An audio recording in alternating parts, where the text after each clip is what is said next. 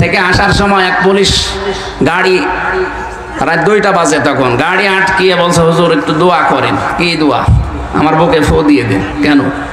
যে ডিউটি করছিলাম, হঠাৎ দেখলাম তাল গাছের ভেতরে কি যেন নড়ে উঠলো। আমি ভয় পেয়েছি, লবণ পানি খাবো, আপনি আমার একটু ফু দিয়ে দেন। আমি ওনারা একটু আলাড়ে দেখি নিয়ে বললাম, ভাই আপনি আমার সামনে মিথ্যা কথা বলবেন না, আপনি সত্যি করে বলেন তো আপনার জীবনে রক্তের সম্পর্ক, আত্মীয়তার সম্পর্কে কোনো ঝামেলা আছে? ও সত্যি কথাই বলেছে। বলছে, হ্যাঁ আমার ভাইয়ের সাথে আমার কথা হয় না, জমি জায়গা নিয়ে একটু ঝামেলা আছে, এই জন্যে আমার ভাই বড়টার সাথে আমি কথা বলি না। এই তো রক্তের সম্পর্ক যারা দুনিয়ায় ঠিক রাখে না, তাদের ভেতরে আল্লাহ একটা ভয় ঢুকিয়ে দেয়। আপনি ওই তাল গাছে কি নড়িয়ে উঠেছে ওই ভয় না, আপনার এমনি একটা অজানা ভয় সবসময় ভেতরে থাকবে। এই জন্য রক্তের সম্পর্ক যাদের ঠিক নেই, আপনি যতই সাহস নিয়ে চলতে চান, অজানা একটা ভয় আল্লাহ তৈরি করে দেবে। 2 নম্বরে তাহমিলুল কাল্লা, আপনি তো মানুষের বোঝা বহন করেন, আপনি ভয় পান কেন? আপনি মানুষের দুঃখের বোঝা, কষ্টের বোঝা, ঋণের বোঝা, এগুলো আপনি বহন করেন, হালকা করে দেন, আপনার ভয় নেই। আর আপনি কি করলেন?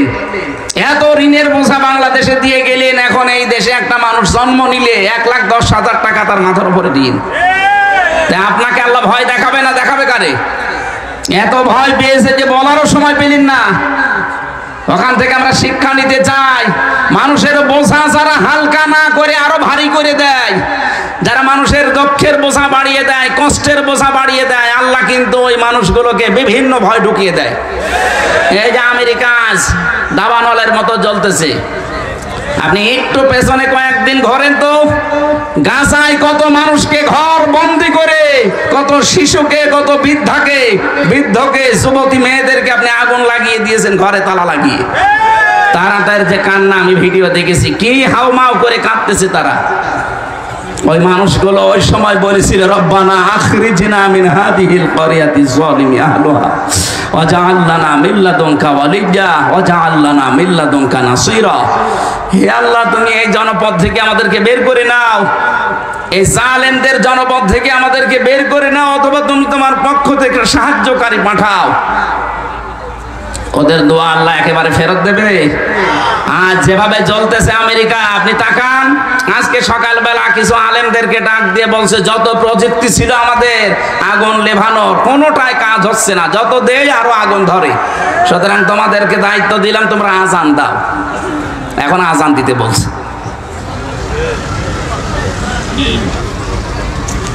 এই জন্য কত রকমের ভয় আল্লাহ এখন ঢুকিয়ে দিয়েছে ওদের ভেতরে। আপনি চিন্তা করেন তো, আমেরিকা বাংলাদেশের চাইতে 59 ডবল। এই দেশটা 59টা জোড়া দিলে যত বড় হবে, ওই দেশ একাই অত বড়। কি দাবানল দাও দাও করে জ্বলছে, মনে হচ্ছে যে কোনো নাটক সিনেমার শুটিং চলছে, অথবা একটা বাস্তব। ওইটা যারা মানুষের বোঝা হালকা না করে আরো ভারী করে দেন, আপনি বিশ্বাস করবেন আপনার ভেতরে অজানা ভয় আল্লাহ ঢুকিয়ে দেবে। এই 15.5 বছরে বহু বোঝা আপনি মানুষকে দিয়েছেন, বিনা কারণে একটা মানুষের মিথ্যা মামলা দিয়ে, মিথ্যা সাক্ষী দিয়ে তার পরিবারটা আপনি নষ্ট করে দিয়েছেন। আপনাকে আল্লাহ এখন ভয় দেখাবে না? কত রকমের ভয় আপনাকে আল্লাহ ঢোকাবে আপনি জানেন? কিচ্ছু জানে না। একটা মানুষ ঘরে ঘুমিয়ে আছে, ঘুম থেকে উঠে দেখছে থানা হাজতে। কি গো, তুই গাছ কেটেছিস? কখন? স্বপ্নে। এটা কি বানিয়ে বললাম না, এরকম হয়েছে? আমারে তুলে নিয়ে গেল আমার বাড়ির 2তলা থেকে, আর পরের দিন পেপারে দিয়ে দিল যে ওনারা আমরা চড়হাঁস থেকে ধরেছি। ডাহা মিথ্যা কথা। যে মামলা দিয়েছিল শয়তানও বিশ্বাস করে না। জজ সাহেব মাঝে মাঝে আমার যে মামলা উঠতো, আমার নিয়ে যেত, জজ হাসতো যে কি দিয়ে বিচার করবো বলেন তো। অথচ 3টা বছর উনি জামিন দেয়নি। অথচ এই জজই ছিল তখন। এই যে আগস্টের 5 তারিখের পরে শুধু আমি মামলাটা তুলেছি, মামলা দেখে বলছে যে কি দিয়ে বিচার করব, এর ভেতরে তো কোনো মাল নেই, যা একেবারে খারিজ করে দিলাম। আমি বলতেও গেলাম যে মাননীয় আদালতে, মামলাটা তো 3 বছর আপনার কাছে ছিল, তখন তো বলেননি। এখন বলছেন যে কোনো মাল নেই, মাল কি আগে ছিল? মানে এইটাই বলতো যে হুজুর আমার হাত বাঁধা, আমার কিছু করার নেই। কথা বলছে না কেন? এইটাই বলতো যে আমার হাত বাঁধা, এই 3 বছর আমার কিছু করার নেই, এখন হাত খোলা আছে, আমি নাই বিচার করেছি। আমাকে একেবারে নির্দোষ, আমার কোনো দোষ পাইনি, বিনা অপরাধে 3টা বছর আমার জীবন নষ্ট করেছে ওরা। আমরা চাই 1628টা চেয়ারের নাম বলছিলাম না, কোন চেয়ারের যেন হাত বাঁধা না থাকে, প্রত্যেকটা চেয়ারের হাত যেন আবু সাইদের মতো খোলা থাকে। হ্যাঁ, এটা চান না আপনারা? কারা চান দেখি? লিল্লাহে তাকবীর।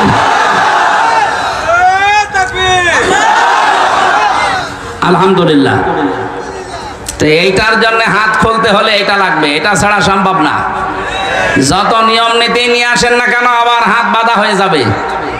কে কথা বলে না কেন?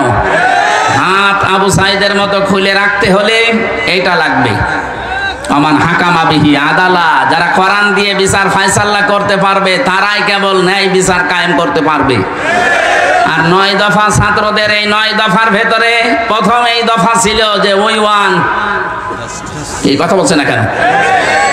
আমরা ন্যায় বিচার কায়েম করতে চাই, আর ন্যায় বিচারের জন্য এটার বিকল্প দুনিয়ায় কিচ্ছু নেই, কিছু যে নেই। এই 54 বছর আপনি দেখতে পেলেন না ডক্টর কামালের তৈরি করা এই সংবিধান দিয়ে বাংলাদেশের কাঙ্ক্ষিত যে মান, এটা আজও অর্জন হয়নি, কিয়ামতের আগে হবেও না। অথচ 21 বারের উপরে এটা পরিবর্তন হয়ে গেছে। এখন শুধু একটাই বাকি আছে, আর দেশের মানুষও তাই চাচ্ছে। আপনি আগস্টের 5 তারিখের আগের জরিপগুলো দেখেন, আন্তর্জাতিক যত জরিপ আছে, এদেশের মাত্র 100 জনের 15 জন মানুষ চাইতো কোরআনের বিধান বাংলাদেশে কায়েম হোক। তার ভেতরে হয়তো আলী আজম, মোহাম্মদ আবু বকরের মতো মানুষগুলো, এরকম মানুষ আছে এই দেশে 100 জনের মাত্র 15 জন। এনারা চাইতো যে কোরআনের বিধান বাংলাদেশে কায়েম হোক। জানুয়ারির 1 তারিখের রিপোর্টগুলো বের করেন, আন্তর্জাতিক যত সংস্থা এই দেশের মানুষকে রিপোর্ট দিচ্ছে, এই দেশে এই মাত্র 5 মাসে 100 জনের 58 জন মানুষ চাচ্ছে যে কোরআনের বিধান দেশে কায়েম হোক। আপনি আর কিছুদিন যেতে দেন, অন্য জাতির লোকেরা পর্যন্ত বলছে না, কাঙ্ক্ষিত মানুষ শান্তি পেতে হলে আল্লাহর কোরআনের বিকল্প কিচ্ছু নেই। তারা অন্য ধর্মের মানুষ যদি এটা বিশ্বাস করতে পারে, তা আপনার কি হয়েছে? দল মত নির্বিশেষে এদিকে এগিয়ে আসা দরকার না এখন। অন্তত যেহেতু দেখা যাচ্ছে 15 থেকে 58 হয়ে গেছে, আর কিছুদিন যেতে দেন, 100 জন মানুষ চাইবে আল্লাহর কোরআনে দেশে কায়েম হোক। আর ওইটা দেখার জন্য চোখ হাঁ করে আছে। সারা জীবনে আমার স্বপ্ন এই, আল্লাহ 56,000 বর্গ মাইলে যেন তোমার কালাম দিয়ে চলছে, এটা দেখে মরতে পারি। বলেন আমিন। আমরা কোরআনে কারিমের হযরত ইব্রাহিম আলাইহিস সালামের জীবনী থেকে আরম্ভ করেছিলাম। উনি নাম রেখেছেন আমাদের সন্তান হিসাবে। নাম কি? মুসলিম। বলেন তো নাম কি? আল্লাহ রাব্বুল আলামিন বলেন, তোমাদের জাতির পিতা ইন্তেকালের আগে তোমাদেরকে ডাক দিয়ে বলেছিলেন, ওয়াসা বিহা ইব্রাহিম বানিহি ওয়া ইয়াকুব ইয়া বানিয়া ইন্নাল্লাহা আসতাফা লাকুমুদ-দীন ফালা তামুতুন্না ইল্লা ওয়া আনতুম মুসলিমুন। হযরত ইব্রাহিম এবং ইয়াকুব এই দুইজন নবী ইন্তেকালের আগে তার সন্তানদেরকে ওসিয়ত করছিলেন যে আমার সন্তানেরা, কলিজার টুকরা সন্তানেরা, অবশ্যই আল্লাহ তোমাদের জন্য মনোনীত করেছেন, নির্ধারিত করেছেন, তোমাদের জন্য পছন্দ করেছেন একটা দিনকে। সেই দিন মানে এই রাতের পরে যে দিন আসবে ওই দিন। বলেন বলেন। তোমাদের জন্য যেই দিন আল্লাহ নির্ধারিত করেছেন সেই দিনের নাম হচ্ছে ইসলাম। নাম কি? এই জন্য ইসলাম বাদ দিয়ে যারা নাম রাখেন তাদের নাম নয়। ইসলাম বাদ দিয়ে কেউ যদি বিয়ে শাদী করেন ওটা বিয়ে নয়। ইসলাম বাদ দিয়ে কেউ যদি পরিবার চালায় ওটা পরিবার না। ইসলাম বাদ দিয়ে কেউ যদি রাজনীতি করে ওটা রাজনীতি না। আরো আসতে বলেন। এই কোরআনে কারিমে আল্লাহ সূরা নিসার 34 নম্বর আয়াতে জানিয়েছেন, আর রিজালু কাওয়ামুনা আলান নিসা। পুরুষেরা হবে গাইডলাইন দাতা আর মেয়েরা হবে তাদের আজ্ঞাবহ।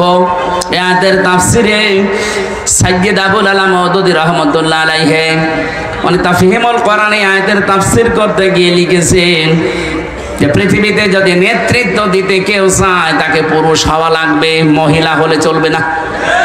তাহলে সামনে এই বাংলাদেশে যারা নেতৃত্ব দেবে, যারা ক্ষমতায় যাবে, তারা যেন পুরুষ হয়, মহিলা হলেও চলবে।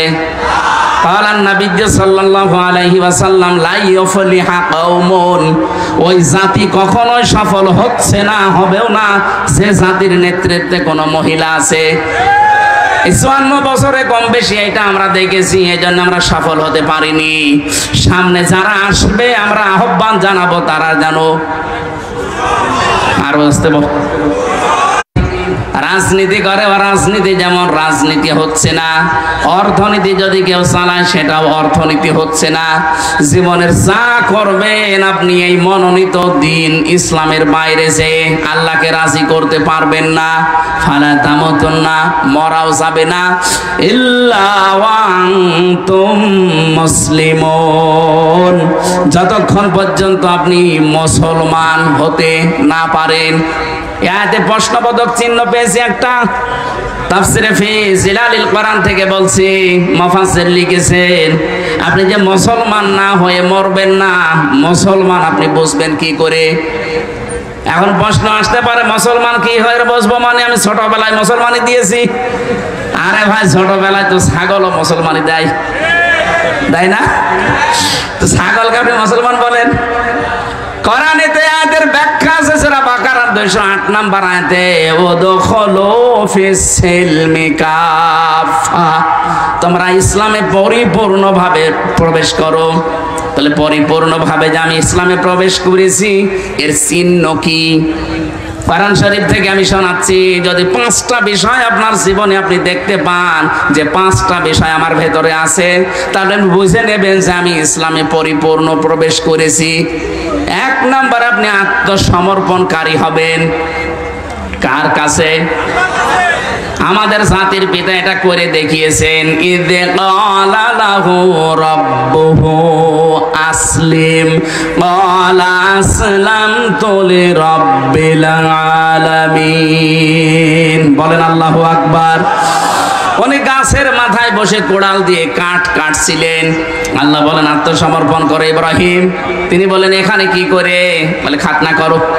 গাছের মাথায় কোড়াল দিয়ে খাতনা করে তিনি বললেন আসলামতু লিরাব্বিল আলামিন, মহাবিশ্বের পালনকর্তা আল্লাহর কাছে আমি আত্মসমর্পণ করলাম, সারেন্ডার করলাম, আমার নিজের বলতে আর কিচ্ছু নেই। যেই লোকটা মুসলমান দাবি করবে যে আমি পরিপূর্ণ ইসলাম মানতে চাই, তার নিজের সে আর কিছুই থাকবে না, যা আল্লাহর কথা সেইটাই তার কথা। কথা বলেন না কেন? আজকে একজন আমার কাছে দেখা করলো, উনি বামপন্থী রাজনীতি করতেন আগে। আপনার একটা আলোচনা শোনার পরে আমি আজ 2 মাস আগে তাওবা করে একেবারে ইসলামে চলে এসেছি। এখন আমার নিজের বলতে কিছু নেই, আল্লাহর যে কথা আমার ওই কথা। এইটাই তো 1 নাম্বার, এইটাই দরকার। আপনাকে 1ম নাম্বারে আল্লাহ বলতে বলেছেন এই জন্য, কুল ইন্না সলাতি ওয়া নুসুকি ওয়া মাহইয়ায়া ওয়া মামাতি লিল্লাহি রাব্বিল আলামিন। হে নবী, আপনি বলেন যে আমার নামাজ, আমার কোরবানি, আমার বেঁচে থাকা, আমার মরে যাওয়া সব আমি আল্লাহর জন্য দিয়ে দিলাম। তাহলে আত্মসমর্পণ যদি আপনি সব জায়গায় করতে পারেন, আপনি বুঝবেন যে ইসলামে আপনি প্রবেশ করেছেন। 2 নাম্বারে আপনার আকীদা হওয়া লাগবে শুদ্ধ। কি বললাম? এইটা নিয়ে সারা বাংলাদেশে গন্ডগোলের শেষ নেই। এক দল আর এক দলকে খালি ফতোয়া দিতে আছে যে ওর আকীদা ঠিক নেই। আরে ভাই, আকীদা ঠিক কোনটা ওইটাই তো আমি বুঝি না। যেই মানুষগুলো এই আকীদা রাখে যে ক্ষমতার উৎস আল্লাহ, আর যারা আকীদা রাখে ক্ষমতার উৎস জনগণ, তাদের বিরুদ্ধে আপনি ফতোয়া দেন না। ফতোয়া দেন এদের বিরুদ্ধে যারা বলে ক্ষমতার উৎসকে। আপনার কোন আকীদা? আকীদার প্রশ্ন তুলে একটা মাজলুম সংগঠনের উপরে, মাজলুম দলের উপরে আপনি এই তহমতটা লাগাবেন না। আপনার কি আকীদা আছে আপনি বলেন তো? যে মানুষগুলোকে আন্দাজে তহমত দেন যাদের আকীদা ঠিক নেই, আপনি ফাঁসির দড়ি খালি গলার কাছে আপনাকে নিয়ে যাওয়া হবে, আপনার আকীদা সব বের হয়ে যাবে। আপনি বসেন আকীদা কি? অথচ যাদের আপনি এই দোষ দিচ্ছেন তারা তো ফাঁসির দড়ি অলরেডি গলায় নিয়ে অনেকজন বিদায় অলরেডি নিয়েছে। আপনার ভেতরে কয়জন আছে যে ফাঁসির দড়ি না শুধু ফাঁসি হবে কথা শুনে আপনার আকীদা পাল্টিয়ে যায়? 3 নম্বরে শুধু আকীদার প্রশ্ন, এখানে হাজার হাজার কথা আছে। 3 নম্বরে শুধু আকীদা না, আপনার চরিত্র উন্নত হওয়া লাগবে। আর চরিত্র যদি নিতেই হয় উন্নত করার জন্য মুহাম্মাদুর রাসূলুল্লাহ, তার থেকে নেওয়া লাগবে। কারণ তার চাইতে উত্তম চরিত্র এই দুনিয়ায় আর কারো। এরপরে আপনার ইখলাস লাগবে, যা করবেন এটা যেন লোক দেখানোর জন্য না হয়। এটা কার জন্য হবে? এই ইখলাসটা আমাদের অধিকাংশ ভেতরে নেই। 5 নাম্বার আপনার লেনদেন যেন স্বচ্ছ হয়। এটা অনেক ভালো মানুষ দেখতে মনে হয়, এত বড় বড় পাগড়ি মাথায় দিয়ে দাঁড়িয়ে রেখে রাস্তা দিয়ে হেঁটে গেলে মনে হয় যে জিবরাইল হেঁটে যাচ্ছে, অথচ লেনদেন ঠিক নেই। কারো কাছে যদি একবার ধার করে জীবনে তার সাথে দেখা করে না। এই কথা বলছে না। কোন দোকানে যদি বাকি খায় ওই দোকানের সামনে দিয়ে আর যায় না। না, আপনার লেনদেন ঠিক করা লাগবে। এই 5টা বিষয় যখন আপনি দেখবেন যে হ্যাঁ আমি মেনে চলতে পারছি, 1 নম্বরে আত্মসমর্পণ আল্লাহর কাছে, 2 নম্বরে আপনার ইখলাস লাগবে, 3 নম্বরে আকীদা বিশুদ্ধ হওয়া লাগবে, 4 নম্বরে চরিত্র হওয়া লাগবে উন্নত, 5 নম্বর আপনার লেনদেন স্বচ্ছ চলবে। আপনি তখন বুঝবেন যে আপনি ইসলামে পরিপূর্ণভাবে প্রবেশ করেছেন। আমি যে কথা বলতে চাচ্ছিলাম, আমাদের নবী, আমাদের জাতির পিতা ইব্রাহিম আলাইহিস সালাম তার সন্তানদেরকে যে আদেশ দিয়েছিলেন, আল্লাহ রাব্বুল আলামিন আমরাও যেহেতু তার সন্তান দাবি করি, আমরা ইব্রাহিমের সন্তান না? নাকি এই যে নতুন জাতির পিতার সন্তান? না, এটা তো বানানো। আর আমাদের যেটা ওটা বানানো না, আল্লাহ নিজে বানিয়ে পাঠিয়েছেন। সুবহানাল্লাহ বলতে পারেন না? এমনি এমনি বানিয়েছে।